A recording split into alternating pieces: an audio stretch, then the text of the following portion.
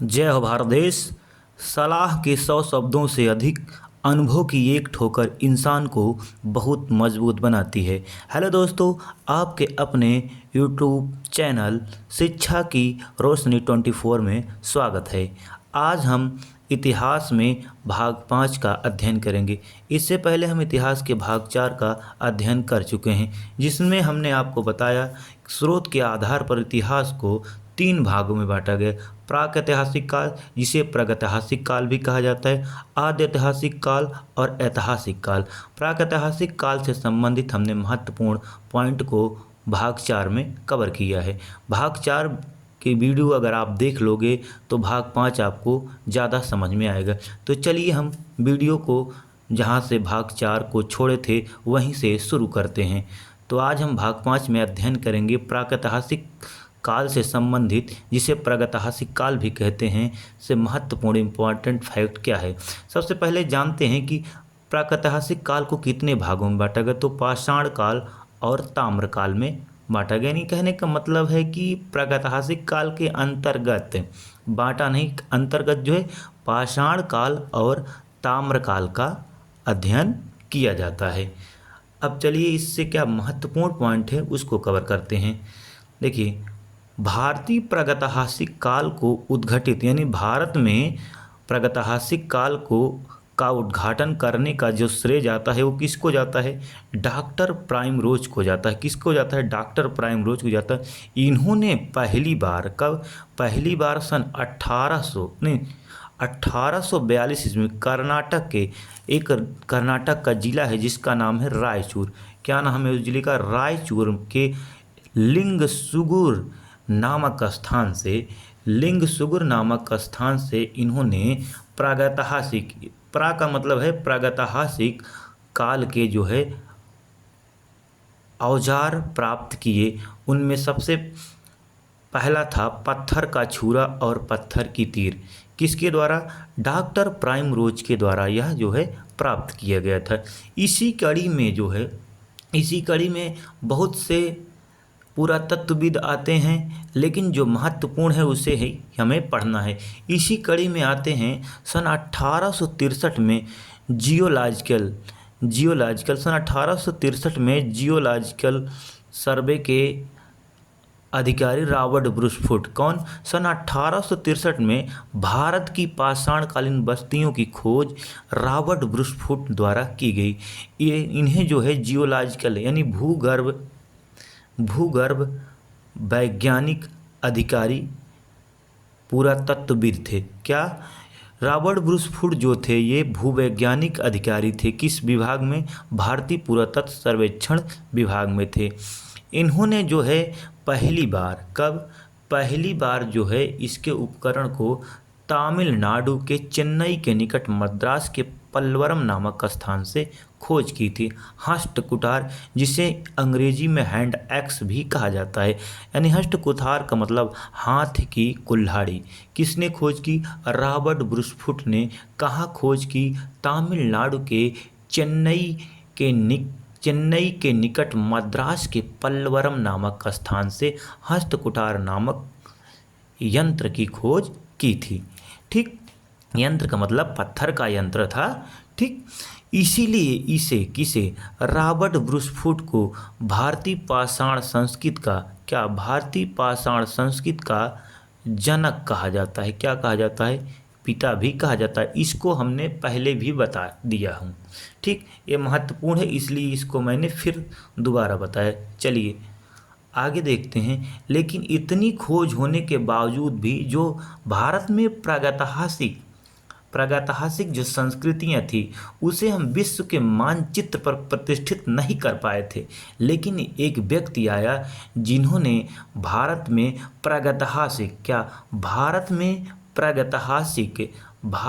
जो प्रागैतिहासिक काल है इसके खोज के संबंध में इन्होंने एक नई दिशा दे दी, जिसका नाम था मार्टिमल व्हीलर जब आते हैं, इन्होंने प्रागैतिहासिक संस्कृत की खोज की और उससे जो हमें जानकारी मिली वह अनुक्रम में मिली। यानी क्रमबद्ध तरीके से मिली। ठीक, किसके प्रयासों द्वारा? मार्टिमर व्हीलर के प्रयासों द्वारा भारत में प्रागैतिहासिक, प्राग मतलब प्रागैतिहासिक संस्कृत का जो हमें ज्ञान होता है वह अनुक्रम यानी सीधा क्रमबद्ध तरीके से होता है। ठीक, तो पूछा जाए परीक्षा में भारत में प्रागैतिहासिक संस्कृत के अनुक्रम का ज्ञान किसकी खोज के प्रयासों के कारण सफल हुआ?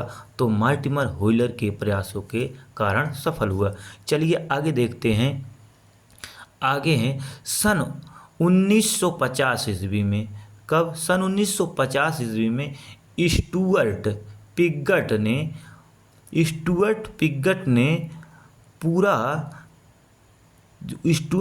पिगट ने जो है इस प्रागैतिहासिक काल के बारे में जो है इन्होंने अपनी एक पुस्तक लिखी। उस पुस्तक का नाम था प्री हिस्टोरिका इंडिया। जब यह पुस्तक को उसने लिखी तो उसने भारत के प्रागैतिहासिक काल को ध्यान में रखकर इस पुस्तक को लिखा, और इस पुस्तक को जब अध्ययन किया गया तो भारत में प्रागैतिहासिक अध्ययन को नई दिशा मिली। क्या मिली? नई दिशा मिली। तो परीक्षा में पूछा जाता है इनकी पुस्तक महत्वपूर्ण है, तो पुस्तक को हम याद करके रखेंगे। 1950 में स्टुअर्ट पिगट ने अपनी एक पुस्तक लिखी, पू का मतलब पुस्तक, और उनकी पुस्तक का नाम था प्री हिस्टोरिका इंडिया, इनकी पुस्तक का नाम है। चलिए हम आगे देखते हैं। पाषाण काल का मतलब हम पहले भी बता दिए, पत्थरों का काल। जिस काल में मानव पत्थरों के प्रयोग करता था और उसी के आधार पर उनके इतिहास को लिखा गया, उसे पाषाण काल कहा गया। इसको हमने पहले बता दीजिए। अब पाषाण काल को जो है कितने भागों में बांटा गया, किस आधार पर बांटा गया, चलिए उसको देखते हैं। पाषाण काल को मानव द्वारा प्रयोग किए गए औजारों और जलवायु परिवर्तन के आधार पर। किसके आधार पर? मानव द्वारा जो प्रयोग किए गए औजार और जलवायु परिवर्तन को आधार मानकर पाषाण काल को 3 भागों में बांटा गया है। इम्पॉर्टेंट है, कितने भागों में बांटा गया? 3 भागों में बांटा गया है। कौन कौन है वो 3 भाग? तो पाषाण काल के 3 भागों में बांटा गया। पहला है पूरा पाषाण काल। यहाँ पा लिख के लाघव चिन्ह लगाया गया है, इसका मतलब है पूरा पाषाण काल। पहले काल का नाम रखा गया पूरा पाषाण काल, और दूसरे काल का नाम रखा गया मध्य पाषाण काल। तीसरे काल का नाम रखा गया नवपाषाण काल। चलिए हम इसका टाइम पीरियड यानी समय काल देखते हैं। 25 लाख ईसा पूर्व, यानी 25 लाख ईसा पूर्व से 10 लाख ईसा पूर्व। बीसी का मतलब बिफोर क्राइस्ट, जिसे हिंदी में कहा जाता है ईसा पूर्व। जिसे हिंदी में क्या कहा जाता है? ईसा पूर्व। यानी जो पूरा पाषाण काल का समय है वो 25 लाख ईसा पूर्व से लेकर 10,000 ईसा पूर्व तक के काल को पूरा पाषाण काल के अंतर्गत रखा गया। एक प्रश्न यहाँ से बनता है कि 99% जीवन मानव का किस काल में बीता? तो 99% कितना? 99% जो मानव का जीवन है वो इसी काल में बीता। किस काल में? पूरा पाषाण काल में। उसके बाद दूसरा है मध्य पाषाण काल। इसका टाइम पीरियड है 8000 ईसा पूर्व से लेकर 4000 ईसा पूर्व। के का मतलब होता है हजार, अंग्रेजी में लिखा गया। के का मतलब यहाँ 1000 है, ठीक। और 4000 ईसा पूर्व तक मध्य पाषाण काल को रखा गया, और नवपाषाण काल को 9000 ईसा पूर्व से लेकर 1000 ईसा पूर्व तक के काल को नवपाषाण काल के अंतर्गत रखा गया है। चलिए आगे देखते हैं इससे क्या प्रश्न बनते हैं आपके परीक्षा में। हम उन्हीं पॉइंटों को कवर करेंगे, इधर उधर की फालतू की बातों को नहीं करेंगे। चलिए, पूरा पाषाण काल को जो है पैलियोलिथिक युग कहा जाता है। क्या कहा जाता है? पैलियोलिथिक युग, यानी पैलियोलिथिक एज। इतनी इसको अंग्रेजी में कहते हैं पैलियोलिथिक युग, ठीक। इस काल के मानव को जो क्या कहते हैं? आखेटक। आखेटक का मतलब होता है शिकारी। क्या होता है? आखेटक का मतलब होता है शिकारी। समझ लीजिए, शिकारी और खाद्य संग्राहक। यानी इस काल का मानव जो था शिकारी था और शिकार के द्वारा अपने यानी खाद्य मतलब खाने पीने की वस्तुओं को संग्रहण करता था। ये शिकार के माध्यम से अपने खाने पीने की वस्तुओं का संग्रहण करता था, क्योंकि यह मानव खेती करना नहीं जानता था। आइए दूसरा देखते हैं, मीसोलिथिक। मध्यपाषाण काल को मीसोलिथिक कहते हैं। माँ से मध्य हो गया और माँ से मीसोलिथिक भी हो गया। ठीक, इस काल का मानव जो है आखेटक यानी शिकारी के साथ साथ पशुपालक भी हो गया। महत्वपूर्ण है, परीक्षा में पूछा जाएगा। अभी तक हमने जो देखा कि जो पूरा पाषाणिक मानव था, यह जो है शिकारी था, शिकार के द्वारा अपने भोजन को जो है एकत्रित करता था, संग्रह करता था। लेकिन इस काल का मानव, मध्यपाषाण काल का जो मानव है, यह आखेटक था। आखेटक के साथ साथ पशुपालक यानी पशुओं का पालना प्रारंभ कर दिया था। उसके बाद आता है नियोलिथिक। नियोलिथिक जो है नवपाषाण काल का अंग्रेजी नाम है। ठीक, ना से नवपाषाण काल और ना से नियोलिथिक, इसको ऐसे याद कर सकते हो। इस काल का मानव खाद्य उत्पादक, यानी इस काल में जो है नवपाषाण काल में खेती करना मानव सीख गया, यानी खेती की शुरुआत हो चुकी नवपाषाण काल में। ठीक, चलिए आगे अब देखते हैं। आगे हम देखेंगे पूरा पाषाण काल। किसको देखेंगे? पूरा पाषाण काल। जो पूरा पाषाण काल है, अध्ययन की सुविधा की दृष्टि से इसे जो है 3 भागों में बांटा गया। कितने भागों में? 3 भागों। ए, बी, सी। यानी ए में आ गया पूर्व पूरा पाषाण काल। ठीक, पूर्व पूरा पाषाण काल, मध्य पूरा पाषाण काल, उच्च पूरा पाषाण काल। ठीक, पूर्व पूरा पाषाण काल की टाइम पीरियड है 25 लाख ईस्वी से ईस्वी नहीं, ईसा पूर्व से लेकर 9 लाख ईसा पूर्व तक के काल को पूर्व पाषाण काल में रखा गया। मध्य पूरा पाषाण काल, इसको 9 लाख ईसा पूर्व से लेकर 40,000 ईसा पूर्व तक के काल को मध्य पूरा पाषाण काल के अंतर्गत रखा गया। उच्च पूरा पाषाण काल को जो है 40,000 ईसा पूर्व से लेकर 10,000 ईसा पूर्व तक के काल को जो है उच्च पूरा पाषाण काल के अंतर्गत रखा गया। यानी जो पूरा पाषाण काल है, इसको 3 भागों में बांट दिया गया। पूर्व पूरा पाषाण काल, मध्य पूरा पाषाण काल, उच्च पूरा पाषाण काल। अब चलिए हम देखते हैं इनकी महत्वपूर्ण विशेषताएं जो परीक्षाओं में प्रश्न बनते हैं। तो पूरा पाषाण काल को जो है सल्क संस्कृत की संज्ञा दी जाती है। किसकी? सल्क संस्कृत की संज्ञा दी जाती है। और मध्य पूरा पाषाण काल को फलक संस्कृत की संज्ञा दी जाती है। क्यों फलक संस्कृत की संज्ञा? क्योंकि जब पत्थर के उपकरण जो है ऐसे ऐसे काट कर बनाए जाते हैं, ये जो फलक निकला, इस पे खोज के दौरान मध्य पूरा पाषाण काल में फलकों की संख्या अधिक थी, इसलिए मध्य पूरा पाषाण काल को जो है फलक संस्कृत की संज्ञा दी गई है। उसके बाद जो उच्च पूरा पाषाण काल है, इसको सल्क फलक संस्कृत की संज्ञा, दोनों प्रकार की संस्कृतियाँ इसमें देखने को मिलती है, इसलिए उच्च पूरा पाषाण काल को सल्क फलक संस्कृत की संज्ञा दी गई है। चलिए अब हम इसके महत्वपूर्ण स्थलों को देख लेते हैं। इसके महत्वपूर्ण स्थल कौन कौन से हैं जो आपके एग्ज़ाम में पूछे जाएंगे। इसके महत्वपूर्ण स्थल देखिए, सोहन घाटी पश्चिम पाकिस्तान में है, या पाकिस्तान वाले पंजाब क्षेत्र में है। बेलन घाटी मिर्ज़ापुर, बेलन घाटी मिर्ज़ापुर इलाहाबाद का कुछ क्षेत्र आता है, और सोनभद्र का भी कुछ क्षेत्र आता है। ठीक, उसके बाद कश्मीर, कश्मीर का पहलगांव जो है पूर्व पूरा पाषाण काल का भी स्थल है। और उसके बाद राजस्थान का बागौर, दिद्वाना, नागौर, 16R, सिंघी तालाब।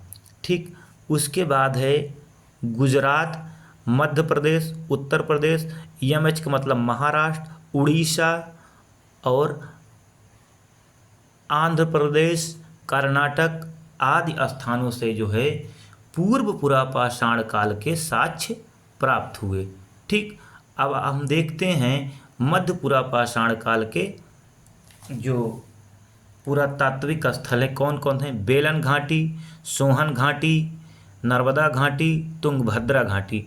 बेलन घाटी जो है आपके कहाँ है? अभी हमने बताया मिर्ज़ापुर में है। सोहन घाटी कहाँ है? पाकिस्तान वाले पंजाब क्षेत्र में है, ठीक। और इसका कुछ क्षेत्र हिमाचल प्रदेश में पड़ता है। नर्मदा घाटी मध्य प्रदेश में, तुंगभद्रा घाटी कर्नाटक में है, ठीक, कर्नाटक में है और आसपास के राज्यों में थोड़ा बहुत पड़ता है, ठीक। उसके बाद जो है महाराष्ट्र है मध्यपुरा पाषाणिक स्थल, राजस्थान है मध्यपुरा पाषाणिक स्थल, और गुजरात है मध्यपुरा पाषाणिक स्थल, जम्मू कश्मीर, एमपी का मतलब मध्य प्रदेश, उत्तर प्रदेश, उड़ीसा, पश्चिम बंगाल और आंध्र प्रदेश, कर्नाटक आदि। चलिए अब देखते हैं नवपाषाण कालिक स्थल, यानी नवपाषाण नहीं, उच्च पुरा पाषाण कालिक स्थल।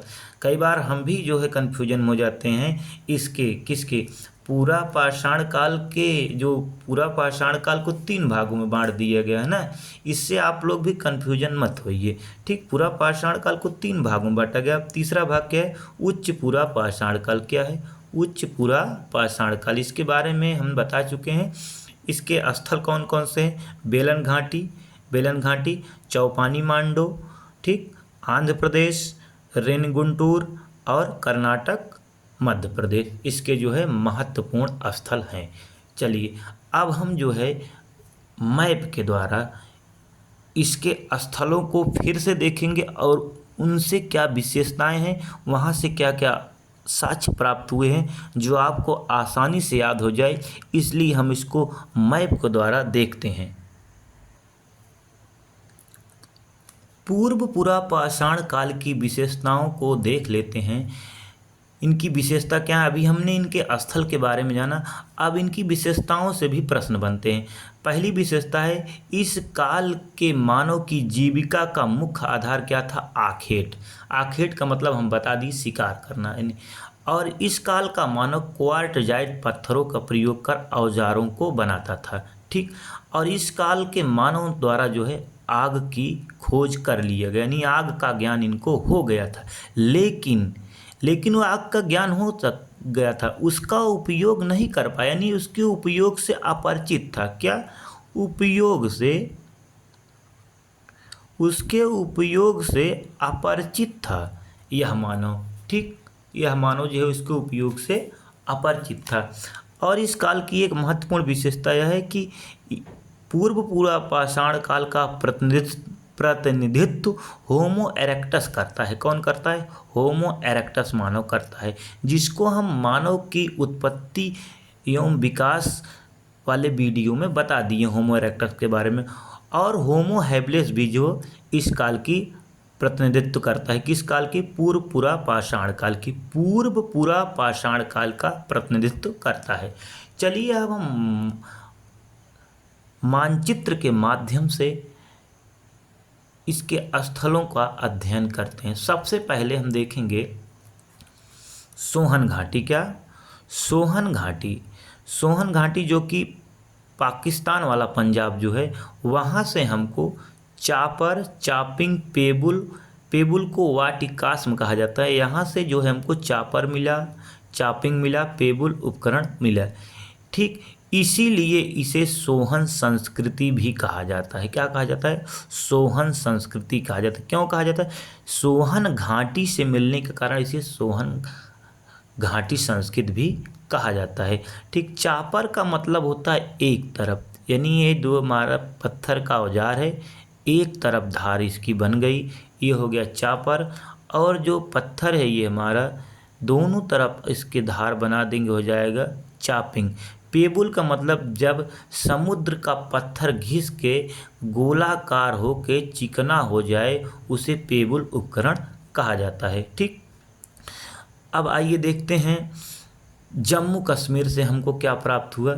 जम्मू कश्मीर से जो जम्मू कश्मीर का एक स्थान है पहलगांव से हमको हाथ की कुल्हाड़ी प्राप्त हुई। यह कुल्हाड़ी किस काल की थी?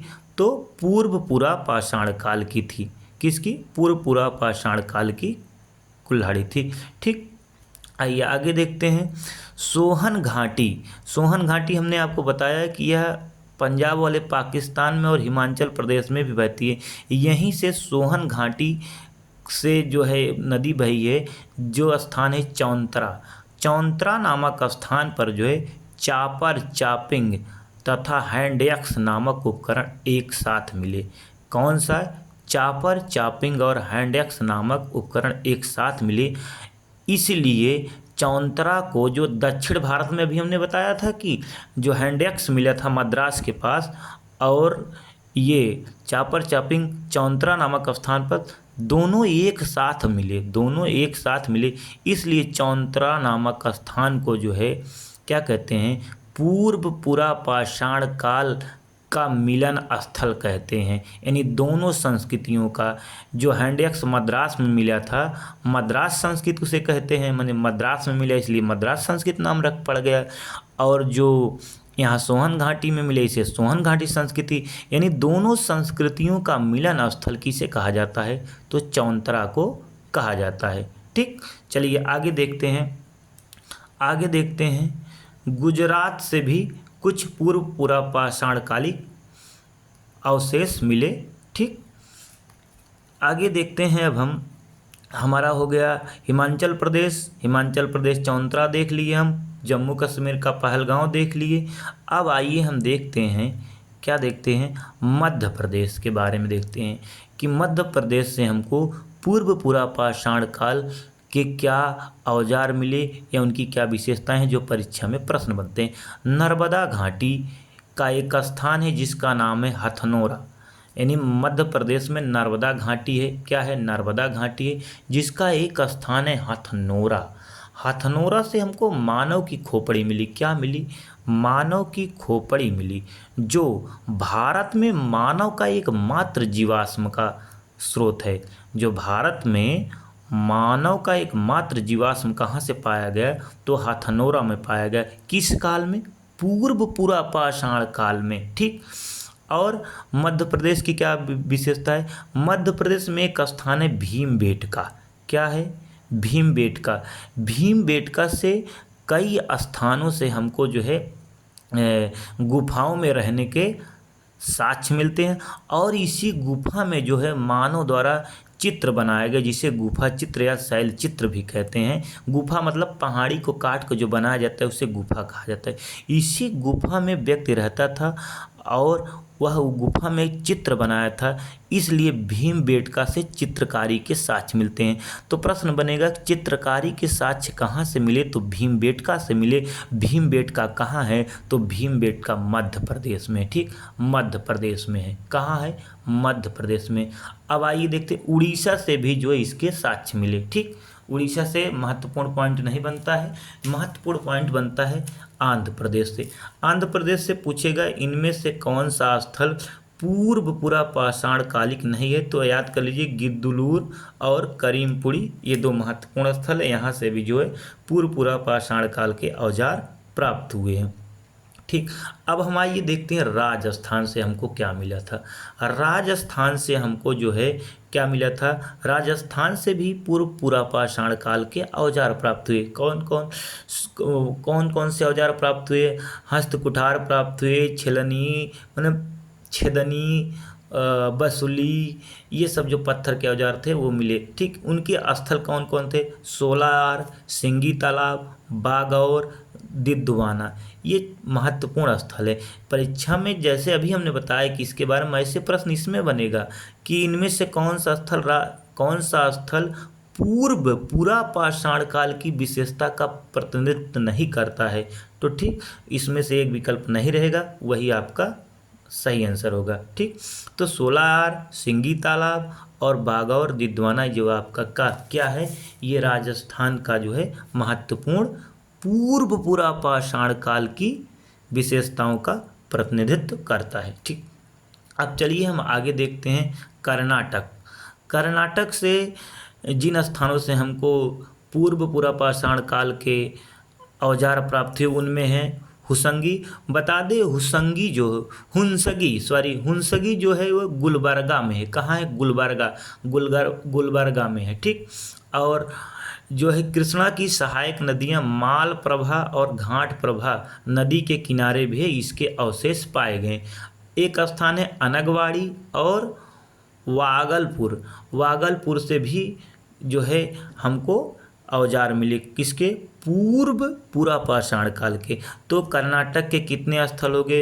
हुंसगी, मालप्रभा नदी, घाटप्रभा नदी, अनगवाड़ी, बागलपुर, ये सब इन्हीं सब स्थानों से जो है इस संस्कृति के यानी इस काल के जो है हमको औजार प्राप्त हुए।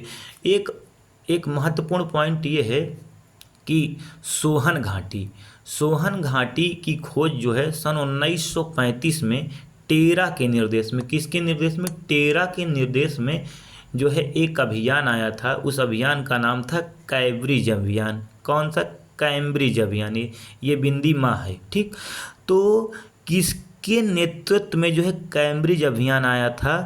तो टेरा के नेतृत्व में। किसके? टेरा के नेतृत्व में जो है सन 1935 में सोहन घाटी की खोज के लिए कैम्ब्रिज अभियान आया था, ठीक। चलिए अब हम देख लेते हैं तमिलनाडु। TN का मतलब तमिलनाडु, AP का मतलब आंध्र प्रदेश, KR का मतलब कर्नाटक, MH का मतलब महाराष्ट्र, MP का मतलब मध्य प्रदेश, और यहाँ हमने लिखा UP का मतलब उत्तर प्रदेश, HP का मतलब हिमाचल प्रदेश, ठीक। आइए देखते हैं आगे। तमिलनाडु के चेन्नई यानी चेन्नई के मद्रास के समीप पल्वरम नामक से हैंडएक्स हस्तकुठार प्राप्त हुआ था, ठीक। यह जो है पूर्व पुरापाषाण काल का प्रथम उपकरण था, ठीक, जिसे किसने खोजा था? हमने आपको बताया रॉबर्ट ब्रूस फुट ने। कब खोजा था? 1863 में। रॉबर्ट ब्रूस फुट कौन थे? तो ये भूगर्भ वैज्ञानिक और पुरातात्विक वेत्ता थे, ठीक। चलिए आगे देखते हैं। अब पूर्व पुरापाषाण काल से और क्या महत्वपूर्ण पॉइंट है उसको कवर कर लेते हैं। महत्वपूर्ण पॉइंट ये है बेलन घाटी, मिर्ज़ापुर। बेलन घाटी से हमको जो है पूर्व पुरापाषाण काल से लेकर नवपाषाण काल के उपकरण हमको मिले बेलन घाटी से, ठीक। बेलन घाटी किसके निर्देशन में इसका खोज हुआ बेलन घाटी का? तो GR शर्मा के निर्देशन में बेलन घाटी का खोज हुआ, यानी बेलन घाटी की खोज हुई, ठीक। आगे मध्य प्रदेश का निवासा, चिरकी, कोरेगांव, चंदौली, शिकारपुर, ठीक। ये जो है महत्वपूर्ण पूर्व पुरापाषाण कालिक स्थल हैं, ठीक। मध्य प्रदेश का क्या है? नेवासा, चिरकी, कोरेगांव, चंदौली, शिकारपुर, ठीक। इसको याद रखिए, परीक्षा में पूछा जाता है, ठीक। अब देखिए जो पूर्व पुरापाषाण काल का मानव था इसको कृषि का ज्ञान नहीं था। अगर कृषि का ज्ञान ही होता तो काहे शिकार करता? जब कृषि का ज्ञान नहीं था तो शिकार कर रहा था, पेड़ पौधों पे रह रहा था, पेड़ पौधों को खा रहा था, कंदमूल खा रहा था, गुफाओं में रहता था, हाँ, चिड़िया मार खा लेता था, यानी पूरी तरह से यह मानव जंगली था। कैसा था? जंगली था, बर्बर था, ठीक। चलिए अब हम आगे देखते हैं। अभी तक हमने देखा जो कि पुरापाषाण काल की जो शाखा थी यानी 3 भागों में बटी थी, पूर्व पुरापाषाण काल, मध्य पुरापाषाण काल और उच्च पुरापाषाण काल। तो अभी तक हमने क्या देखा? पूर्व पुरापाषाण काल की विशेषता को देख रहे थे। किसकी? पूर्व पुरापाषाण काल की हम विशेषता को देख रहे थे। अब हम देखेंगे यानी पुरापाषाण काल की दूसरी जो क्या कहते हैं, दूसरा जो भाग है जिसका नाम है मध्य पुरापाषाण काल, उसके बारे में अब हम देखेंगे। चलिए देखते हैं। इस काल का मानव क्वार्टरजाइट पत्थर के स्थान पर जैस्पर, चर्ट, फ्लिंट पत्थर का प्रयोग करने लगा। औजार बनाने के लिए किस पत्थर का प्रयोग करने लगा? मध्य पुरापाषाण काल का मानव जैस्पर, चर्ट, फ्लिंट पत्थरों का प्रयोग करने लगा, ठीक। अब इससे महत्वपूर्ण एक पॉइंट ये बनता है, नेवासाई चरण की संज्ञा किसे दी जाती है? तो मध्य पुरापाषाण काल को जो है मध्य पुरापाषाण काल को नेवासाई चरण की संज्ञा दी जाती। क्यों दी जाती है? कोई कारण होगा, कोई न कोई कारण जरूर ही होगा। तो महाराष्ट्र जो निवासा है महाराष्ट्र के एक स्थान है निवासा से उच्च कोटि के औजार प्राप्त हुए जो विशिष्ट थे, स्पेशल थे। ठीक, यानी इसकी विशिष्टता को बता रहे थे। इसलिए मध्यपुरा पाषाण काल को निवासाई चरण की संज्ञा दी गई। ठीक, और इस काल की महत्वपूर्ण विशेषता यह थी, कुत्ता जो है मानव का पालतू पशु बन गया था। पाला है भैया, पालतू पशु बन गया था। क्या? पालतू पशु बन गया था, यानी जो कुत्ता है वह मानव का पालतू पशु बन गया। किस काल में? मध्यपुरा पाषाण काल में। ठीक, याद रखना, परीक्षा में पूछा जाएगा। ठीक, अगला, किस काल का मध्यपुरा पाषाण काल का मानव श्रृंगार साधनों का प्रयोग करने लगा, यानी श्रृंगार करने लगा। तेल, पाउडर, शीशा, कंघी, हिन, ये सब जो है या अगड़म बगड़म जो श्रृंगार के साधन जो है जो महिलाएं करती है उसका प्रयोग जो है मध्यपुरा पाषाण काल का मानव करने लगा। ठीक, आइए आगे देखते हैं। इस काल को फलक संस्कृति की संज्ञा दी गई है। क्यों? हमने पहले ही बताया कि इस काल में जो है फलकों का अधिक मिलने के कारण जो है मध्यपुरा पाषाण काल को जो है फलक संस्कृति की संज्ञा दी गई। ठीक, और जो नियंदरथल मानव है जर्मनी घाटी में जो मिला था, ठीक, जो शवाधान को जो है जलाता था, यानी शवाधान करता था, यानी मृतकों का संस्कार करता था। नियंदरथल मानव किस काल के प्रतिनिधित्व करता है? तो मध्यपुरा पाषाण काल का प्रतिनिधित्व करता है। नियंदरथल मानव जो है किस काल का प्रतिनिधित्व करता है? मध्यपुरा पाषाण काल। मध्यपुरा पाषाण काल का प्रतिनिधित्व करता है। ठीक, यानी कहने का मतलब ये जो नियंदरथल मानव है इसी काल से संबंधित है। ठीक, सीधा सीधा प्रश्न। ठीक, उसके बाद राजस्थान के दक्षिणी थार में एक उद्योग था। वो कौन सा उद्योग था? पत्थरों का उद्योग था। जिस उद्योग की खोज किसने की थी? बी.एन. मिश्र ने की थी। किसने किया था? बी.एन. मिश्र साहब ने किया था। और देखा कि ये जो पत्थर का उद्योग है उनको अच्छा लगा। जब अच्छा लगा तो इसका कुछ नाम दे दिया, तो इसलिए इन्होंने इसका नाम दे दिया लूनी उद्योग। तो राजस्थान के दक्षिणी थार वाले जो पत्थर के औजार के उद्योग थे उसका नामकरण किसने किया? तो बी.एन. मिश्र ने किया। कौन किया? बी.एन. मिश्र ने किया। खोज के हैं बढ़िया से, तो एक नाम का और रखे दिन लूनी उद्योग। इसका नाम क्या रखा? लूनी उद्योग। ठीक, चलिए अब हम देखते हैं पूरा पाषाण काल की जो तीसरी अवस्था है। अभी तक हमने दो अवस्थाओं को पढ़ा, पूरा पाषाण काल की दो अवस्थाओं को पढ़ा। कौन कौन? पूर्व पुरा पाषाण काल, मध्य पुरा पाषाण काल।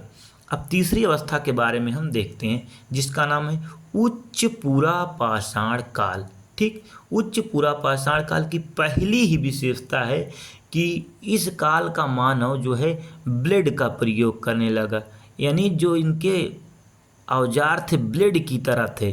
प्रधान उपकरण माने औजार, यानी उपकरण जो औजार था ब्लेड के पत्ती की तरह एकदम होता था। जो पत्थरा वाला औजरवा बनाते थे वो एकदम पत्ती की तरह होता था। ठीक, इसकी जो है विशेषता थी।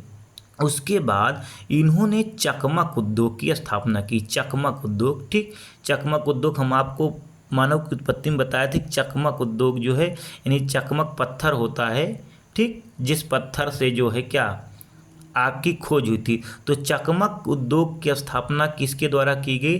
तो उच्च पुरा पाषाणिक मानव द्वारा की गई। ठीक, और एक इसकी विशेषता है मत्स्यमाला, मछली वाली माला देखने को मिलती है। कौन सी माला? मछली वाली माला देखने को मिलती है। और यह माला जो है हारपून और सुई की तरह रहता है। हारपून जिसे सुई भी कहते हैं, हारपून और सुई जो है इस काल की महत्वपूर्ण विशेषता थी। ठीक, इसी से जो है जैसे सुई से बनाया नहीं जाता माला वाला, इसी से बनाते थे ये लोग। तो मत्स्यमाला जो है उच्च पुरा पाषाण काल की विशेषता है। ठीक, पूछा जाएगा। उसके बाद एक महत्वपूर्ण विशेषता है होमोसैपियंस। होमोसैपियंस मानव का उद्भव जो है किस काल में हुआ? तो होमोसैपियंस यानी ज्ञानी मानव। कौन सा मानव? ज्ञानी, जैसे हम लोग हैं, बुद्धिमान मानव का जो है उद्भव किस काल में हुआ? तो उच्च पुरापाषाण काल। अगर उच्च पुरापाषाण काल नहीं रहेगा तो पुरापाषाण काल आपको करना होगा। काहे करना होगा? क्योंकि उच्च पुरापाषाण काल की ही अवस्था है, इसलिए आप समझ लीजिए। उच्च पुरापाषाण काल नहीं है तो पुरापाषाण काल रहेगा तो पुरापाषाण काल ही सही हो जाएगा। अगर उच्च पुरापाषाण काल है तब तो ठीक ही है। ठीक। उसके बाद एक महत्वपूर्ण ये बता, हड्डी की बनी मात्र देवी की प्रतिमा, यानी हड्डी की बनी मात्र देवी की मूर्ति जो है इस काल में मिली। किस काल में? उच्च पुरापाषाण काल में।